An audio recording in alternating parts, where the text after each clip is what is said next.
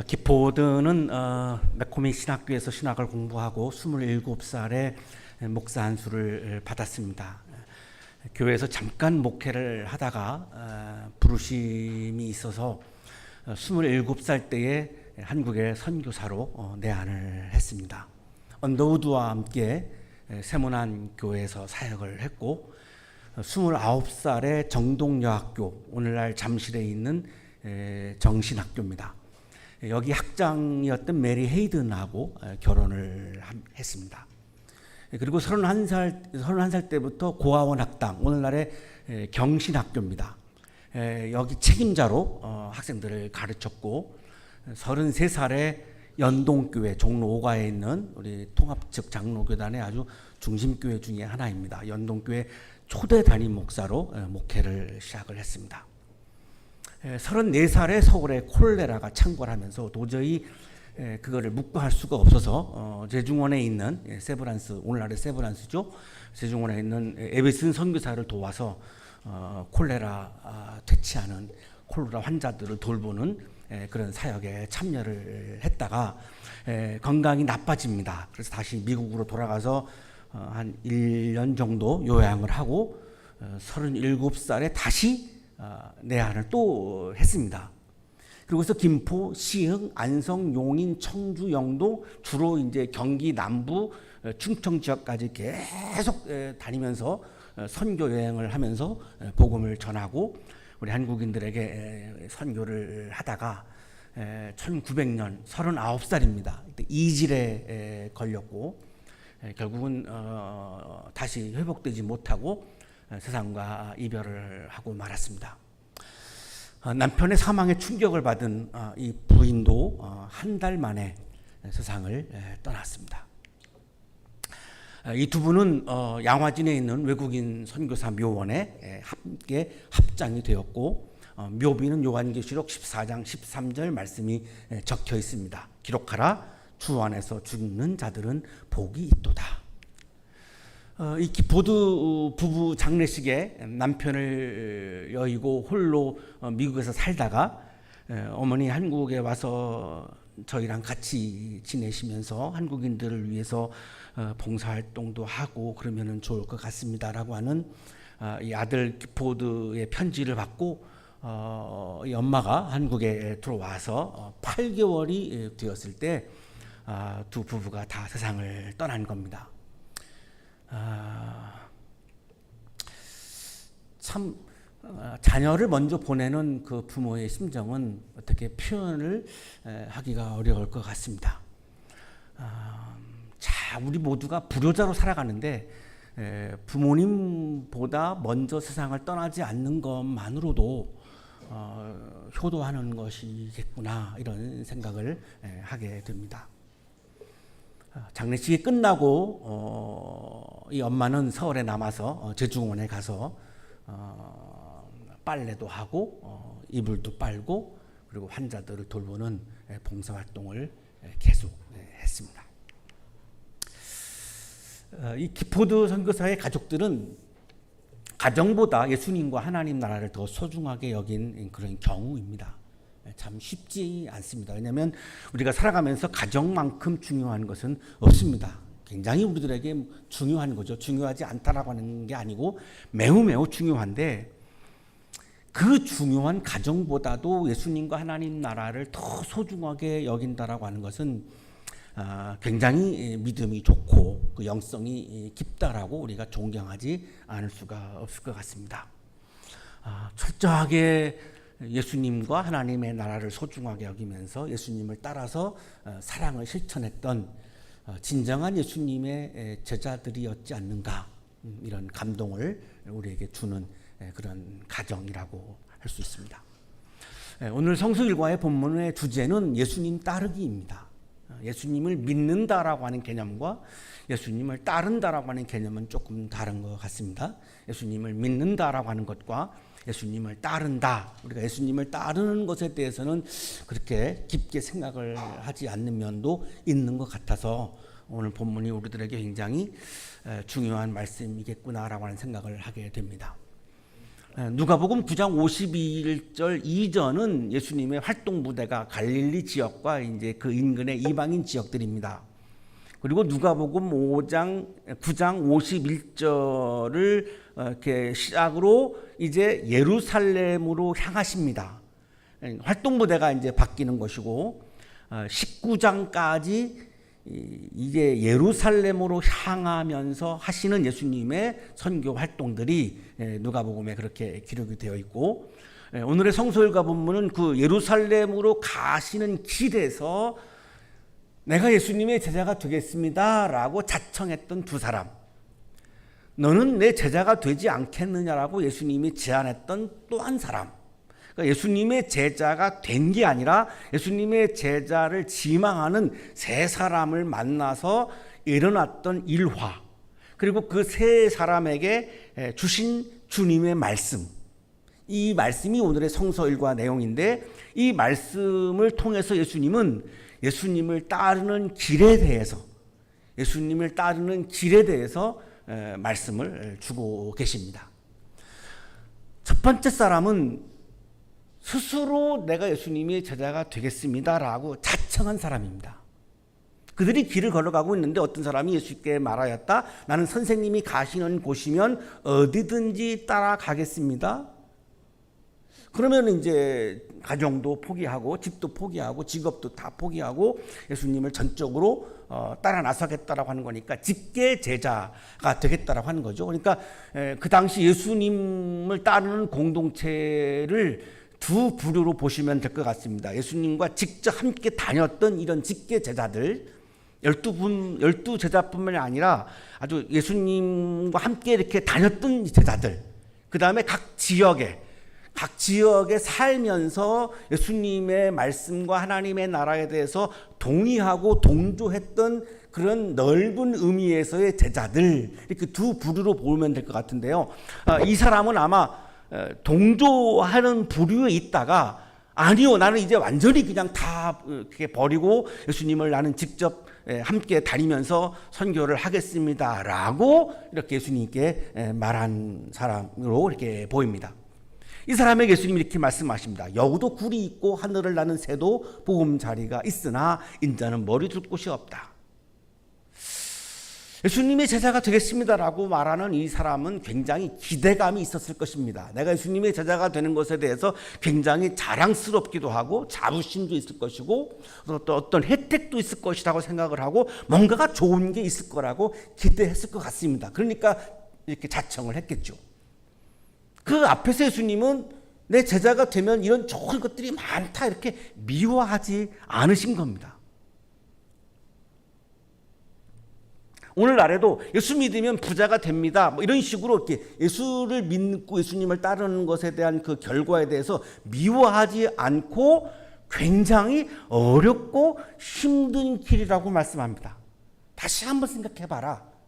왜냐하면 나를 봐라. 나는 지금 보금자리가 없다. 머리 둘 곳도 없다. 나는 잠을 잘 집도 없다. 여우도 집이 있고 새도 다 집이 있지만 나는 동물보다도 못하다. 내 생활이라고 하는 것은 계속 움직여야 되고 계속 이동해야 되고, 그러니까 집을 가질 수도 없는 것이고, 그리고 가정이 있으면 가정을 돌봐야 되니까 이걸 할 수가 없기 때문에 가정도 없는 것이고, 나는 소유도 없는 것이고, 오로지 나는 그냥 하나님의 나라만 붙잡고 가는 건데 너 괜찮겠니?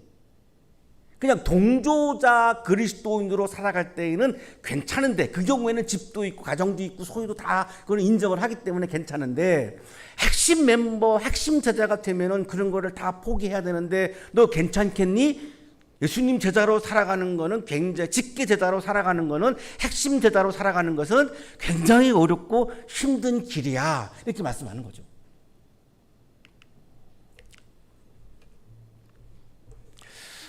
예수님은 하나님의 나라를 위해서 집을 나왔습니다. 그래서 집이 없고요.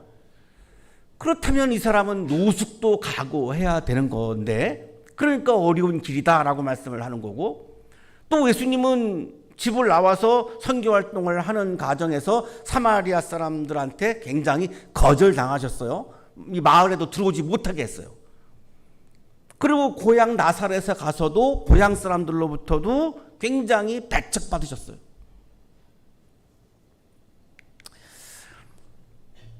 그랬더니 가족들이 쫓아와가지고 집을 나간 예수님이 미쳤다고 예수님을 막 잡아가려고 예수님을 미쳤다고 사람들한테 막 공격을 하기도 했습니다. 그러니까 고향 사람들로부터도 배척받으셨고 가족들로부터도 배척받으셨고 사마리아 사람들로부터도 배척받으셨고 주로 환영보다는 배척을 많이 받으셨습니다. 그러면 예수님의 핵심 제자로 살아가려면 이런 배척을 받아야 되는데 너 괜찮겠니? 이렇게 말씀하는 거죠. 나의 제자가 되어서 살아가는 것은 꽃길을 편안한 화려하고 편안한 꽃길을 걸어가는 게 아니라 십자가의 길을 걸어가는 건데 괜찮겠니? 누가복음 14장 26절 27절에서는 이렇게까지 말씀합니다. 누구든지 내게로 오는 사람은 자기 아버지나 어머니나 아내나 자식이나 형제나 자매뿐만 아니라 심지어 자기 목숨까지도 미워하지 않으면 내 제자가 될 수 없다. 누구든지 자기 십자가를 지고 나를 따라오지 않으면 내 제자가 될 수 없다. 예수님의 말씀에 동조자로는 살아갈 수 있지만 핵심 제자로 살아가려면 이런 것들을 다 포기해야지만 가능하다. 왜냐하면 예수님과 같이 다녀야 하니까요. 그래서 예수님이 이 사람한테 그렇게 말씀하는 거죠. 동조하는 그리스도인들에게 하시는 말씀이 아니라 핵심 제자가 되겠다고 나선 사람에게 예수님이 좀 이렇게 말씀하는 겁니다. 왜 이거를 강조하실까 생각을 해보면 유대인들은 이 랍비로부터 토라를 이렇게 배우고 이렇게 공부하는 것에 굉장히 문화가 익숙해져 있는 사람들입니다. 그러면 내가 예수님의 제자가 되겠습니다라고 할 때 이 사람의 머릿속에는 유대인들이 랍비의 앞에 앉아가지고 토라를 공부하는 것 정도로 생각을 했구나. 예수님은 그렇게 생각하신 것 같아요. 그러나 예수님의 제자라고 하는 것은 그런 차원이 아니다. 하나님의 나라를 반대하는 사람들이 너무나 많기 때문에 하나님의 나라를 거부하는 사람들이 너무나 많기 때문에 그들로부터 배척받으면서 거부당하면서 어렵고 힘든 길을 걸어가야 하는 것이 핵심 제자가 걸어가야 하는 길이다라고 이렇게 말씀을 하는 겁니다. 자, 그리고 나서 이번에는 두 번째 사람인데요. 예수님이 먼저 제안을 하신 거예요. 나를 따라오너라. 이번에는 먼저 제안을 하셨어요. 굉장히 그 사람이 좀 좋아 보이셨는지 이번에는 먼저 제안을 하신 거죠. 그랬더니 그 사람의 답변이 주님, 내가 먼저 가서 아버지의 장례를 치르도록 허락하여 주십시오. 지금 하필이면 아버님이 돌아가신 것 같아요. 그러니까 장례식을 한 다음에 제가 핵심 제자가 되겠습니다라고 답변을 한 거죠. 왜냐하면 이 아버지의 장례는 매우 중요한 거니까요. 그랬더니 예수님의 답변은 이렇습니다. 죽은 사람들을 장사하는 일은 죽은 사람들에게 맡겨두고 너는 가서 하나님 나라를 전파하여라. 죽은 사람들을 장사하는 일은 죽은 사람에게 맡겨두어라. 죽은 사람이 장례를 치른다. 좀 이해하기 매우 어려운 그런 본문이죠. 신약수석가인 하워드 마샬은 이 죽은 사람을 영적으로 죽은 사람이라고 해석을 합니다. 이분의 이야기가 뭐 진리라고 하는 말씀이 아니고 하도 이게 이해하기가 어려우니까 그냥 소개를 해드리는데요. 여기서 말씀하시는 죽은 사람은 영적으로 죽은 사람이다. 영적으로 죽은 사람이라고 하는 것은 하나님 나라에 관심이 없는 사람이다. 그러니까 하나님 나라에 관심이 없는 영적으로 죽은 사람들한테 장례식은 맡겨두고 핵심 제자들은 오로지 하나님 나라를 위해서 살아가는 사람들이니까 그냥 장례식은 그들에게 맡기고 너희들은 하나님 나라에게만 집중해라. 하워드 마샬은 이 본문을 이렇게 해석을 합니다. 그 다음에 또 한 분을 소개하는데요. 조엘 그린이라고 하는 신약 구석가인데 이분은 죽은 사람은 실제로 죽은 사람이라고 해석합니다. 당시 유대인들의 장례식은 두 단계의 절차를 거칩니다. 먼저 이제 사람이 죽으면 이렇게 무덤이 아니라 이제 그들은 동굴에다가 시신을 이제 집어넣는 게 무덤이죠. 그러니까 그 1차 장례식입니다. 동굴에다가 집어넣습니다. 그리고 이제 1년 동안 이제 이렇게 애통한 마음으로 살아갑니다. 우리나라가 3년상을 옛날에 했는데 이제 이 사람들은 이제 1년상인 것 같습니다. 그러니까 1년 동안 애곡을 하고 이제 비통한 마음으로 그 죽은 분을 기리면서 살아갑니다. 1년이 지나면 이게 다 시체가 이제 부식이 되죠. 그러면 1년 만에 다시 동굴에 들어갑니다. 동굴에 들어가 가지고 뼈를 다 이렇게 수습을 합니다. 수습을 하면 그 동굴 안에는 먼저 죽은 조상들의 뼈 항아리, 낙골당, 낙골함 생각하시면 될 것 같습니다. 거기에다가 이번에 죽은 사람의 뼈를 수습해 가지고 같이 거기다가 집어넣습니다.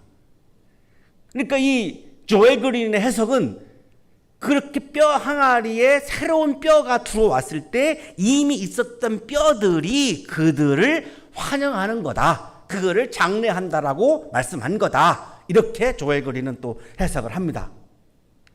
어떤 게 뭐 옳은지 더 설득력있는지는 잘 판단하기 어렵습니다. 어쨌든 논란이 많으니까 이렇게 지금 갈리고 있는 것은 분명한데요. 어쨌든 간에 유대인들에게 부모님을 장세 지내는 일은 굉장히 중요한 일인 것은 틀림이 없습니다. 예수님의 말씀, 이 말씀을 우리가 잘못 읽으면 굉장히 이렇게 불효막심한 사람들이었나라고 생각할 수 있는데 그렇지 않습니다. 굉장히 부모님에 대한 공경을 강조했죠. 십계명에부터 나오니까요. 내 부모를 공경하라. 그러니까 심지어는 종교 활동보다도 장례식이 우선권을 지녔습니다. 오늘날에도 우리가 그리스도인들이 주일날 겹치면 장례식을 하지 주일날 예배에 오지 않는 것처럼 이 유대인들도 종교활동 예식보다 장례식이 더 우선이었습니다. 그 근거가 구전 토라 모음집인 미쉬나 법전에 이렇게 기록이 되어 있습니다. 가까운 가족이 죽은 사람은 쉐마와 쉐몬의 에스레, 기도문을 암송하는 겁니다. 암송하지 않아도 된다. 또한 그는 토라에 언급된 모든 계명들로부터 자유롭다. 이들은 토라의 계명을 철저히 지키는 사람들인데 장례식만큼은 다 예외가 된다. 토라로부터. 그 정도로 부모님의 장례식을 소중히 여긴 사람들입니다. 예수님도 물론 유대인이고요. 자, 그러나 그렇게까지 매우 중요한 거지만 그럼에도 불구하고 하나님의 나라를 전파하는 것은 더 우선되어야 한다. 장례식보다도 더 우선되어야 한다. 죽은 사람들을 장사하는 일은 죽은 사람들에게 맡겨두고 너는 가서 하나님 나라를 전파하여라. 예수님의 제자로 살아간다라고 하는 것은 하나님 나라를 전파하는 길을 걸어가는 것인데 그거는 여분의 시간에 레저로 하는 것이 아니고 공부를 하는 차원으로 하는 게 아니고 가장 우선순위를 두고서 해야 하는 것이다. 그것이 핵심 제자가 걸어가야 하는 길이다. 부담스럽죠? 아까 말씀드렸지만 이거를 좀 구분하셔야 될 것 같습니다. 예수님의 말씀 하나님 나라에 동조하는 그리스도인들이 예수님 신앙 공동체의 한 그룹이었고 또 한 그룹은 핵심 제자가 또 한 그룹이었는데 지금 예수님의 이 말씀은 핵심 제자가 되려고 하는 사람들에게 하시는 말씀입니다. 예수님의 하나님 나라에 동조하는 그리스도인들에게 주신 말씀이 아니고 예수님과 함께 다니면서 전도하겠다라고 하는 핵심 제자들에게 주신 말씀입니다. 세 번째 사람입니다. 역시 이 세 번째 사람도 스스로 자청한 사람입니다. 주님, 내가 주님을 따라가겠습니다. 그러나 먼저 집안 식구들에게 작별 인사를 하게 해주십시오. 착한 집에 가서 식구들한테 좀 얘기는 하고 내가 예수님을 따라야 되지 않겠습니까? 이렇게 말한 거죠. 예수님의 답변. 거절하십니다. 예수님의 거절이 특이한 것은 엘리사인 경우 엘리야가 너 나의 제자가 되어라고 했을 때 집에 가서 좀 아버지 어머니에게 인사를 드려야 되죠. 그게 효도니까요. 이렇게 하니까 엘리야가 그거를 허락해 줬습니다.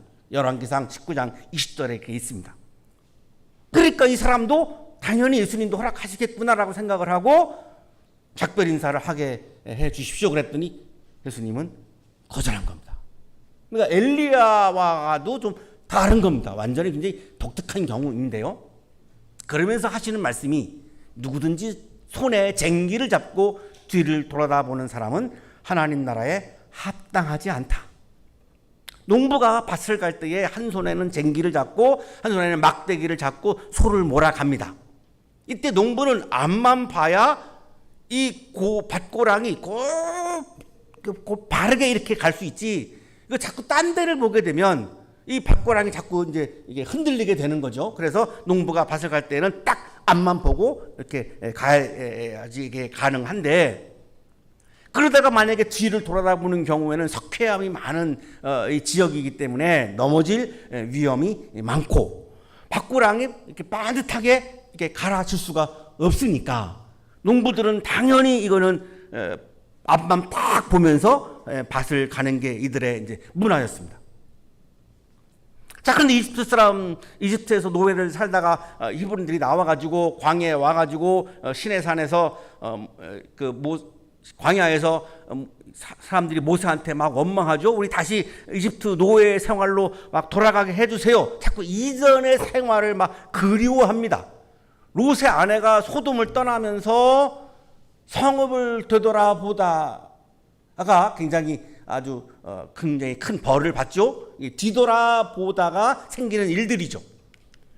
예수님을 따르겠다라고 하는 제자는 하나님 나라의 가치관을 내가 정립을 했으면 그걸 가지고 꼭 앞으로 가야지, 자꾸 내가 예수님을 믿기 이전의 삶, 하나님 나라의 가치관으로 내가 무장이 되기 이전에 세상적인 그런 가치관에 내가 놓여 있었던 삶을 자꾸 되돌아보아서는 안 된다는 말씀을 하는 겁니다.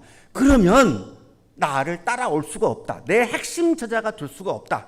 하나님의 나라를 향해서 걸어갈 수가 없다. 하나님 나라에 온 마음을 기울이려면 자꾸 옛 생활을, 옛 가치를 이거 자꾸만 바라보지 말고 그냥 오로지 하나님 나라의 가치를 딱 바라보면서, 하나님 나라의 원리를 바라보면서, 이게 좀 추상적이라고 생각하시는 분들을 위해서 말씀드리면 하나님이 기뻐하시는 일, 이렇게 좀 이해하시면 좋을 것 같아요. 어디 성경에 다 그게 있는 거죠. 하나님이 좋아하시는 원리, 좋아하시는 일, 성경에 다 기록되어 있습니다.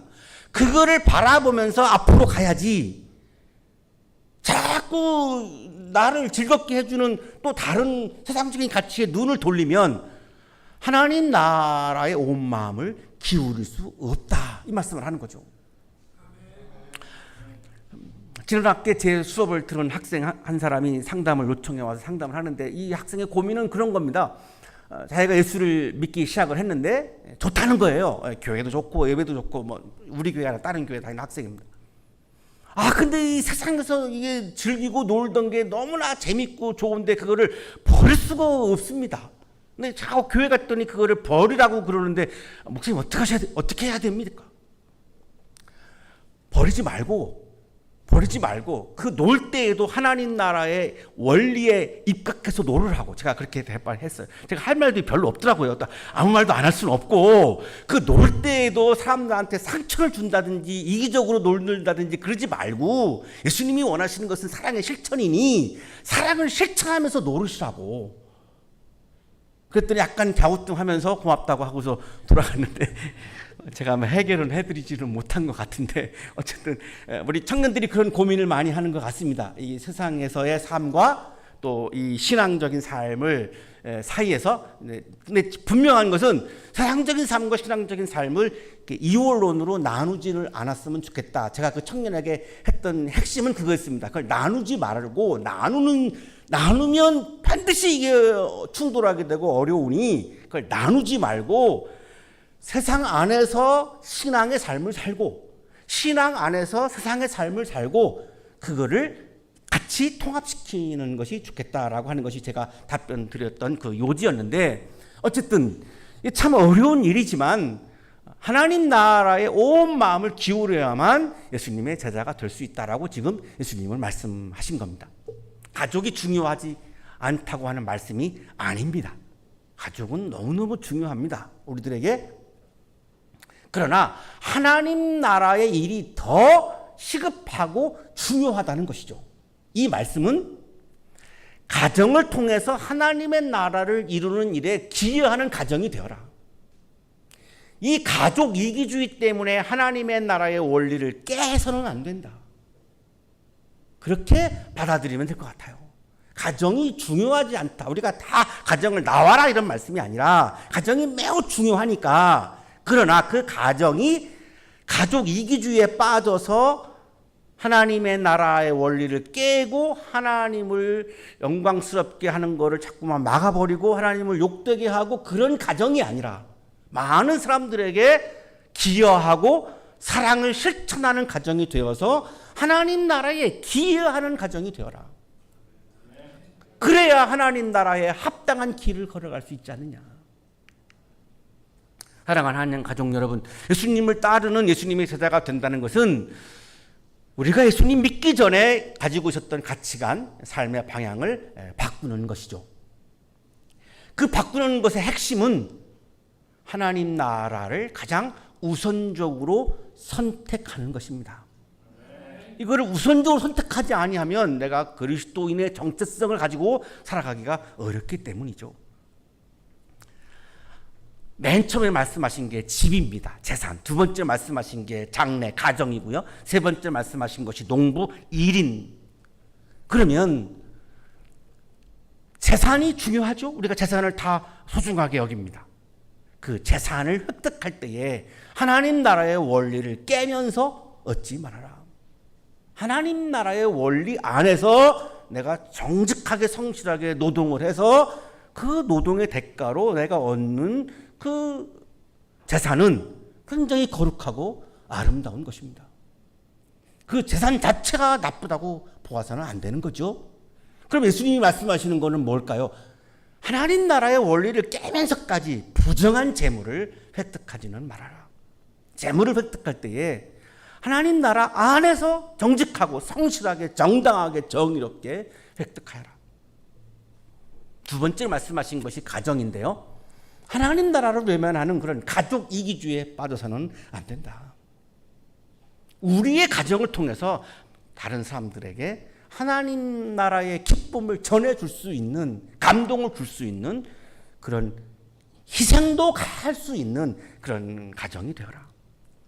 내가 일할 때, 세 번째가 일인데요. 일할 때에 그냥 이기적인 마음으로 나만을 위해서 일하지 말고 주변 사람들에게 좋은 영향을 미치고 주변 사람들에게 좋은 기여를 하고 또 내가 속해 있는 일하는 공동체에 기여할 수 있는, 열심히 부지런하게 정직하게 열심히 봉사하면서 일을 해라. 그래야 예수님 따르는 것을 실패하지 않을 수 있다. 오늘도 여러분의 일상에 예수님을 따르는 믿음과 하나님 나라에 대한 소망과 하나님 나라를 위한 사랑의 실천이 충만하시기를 간절히 축원합니다.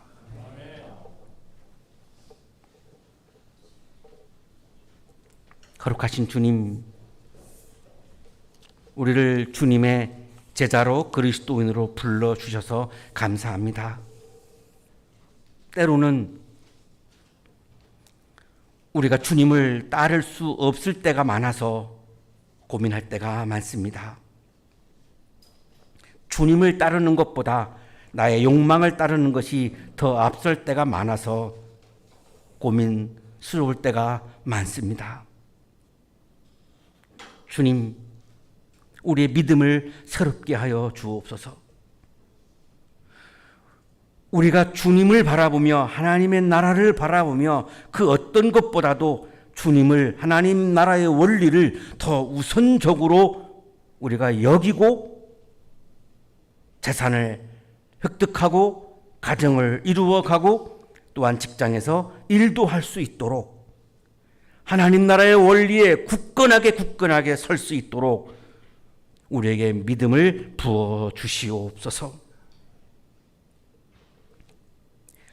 예수님의 진정한 제자가 되어서 예수님을 따르는 기쁨이 충만하게 하여 주시옵시고, 예수님을 따름으로 하나님 나라의 기쁨이 가득하여 하나님 나라를 반대하는 사람들이 가져다 주는 배척과 그리고 어려움과 고통들을 이겨내고 승리할 수 있도록 믿음에 믿음을 더하여 주옵소서.